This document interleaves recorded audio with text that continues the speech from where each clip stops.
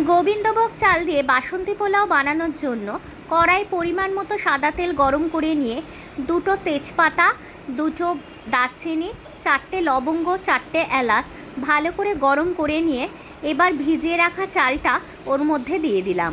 দিয়ে ভালো করে একটু নাড়াচাড়া করতে লাগলাম, করে ওপর থেকে হলুদ গুঁড়ো আর এখানে কাজু কিশমিশ রেখেছিলাম বেশ খানিকটা পরিমাণ মতো, সেটা দিয়ে ভালো করে নাড়াচাড়া করতে লাগলাম। এরপর দিয়ে দিলাম 1 চা চামচ আদা বাটা, দিয়ে আবারও সেটা ভালো করে ভাজতে লাগলাম চালটা তেলের সাথে। এখানে তোমরা তোমাদের পরিমাণ মতো চাল ব্যবহার করো, যে মেজারমেন্ট কাপ অনুযায়ী চাল নেবে তার ডাবল জল, গরম জল নেবে।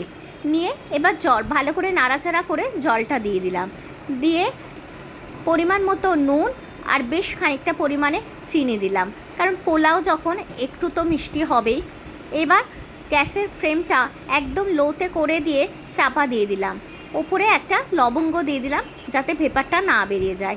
দেখতেই পাচ্ছ বন্ধুরা কত ঝরঝরে হয়েছে।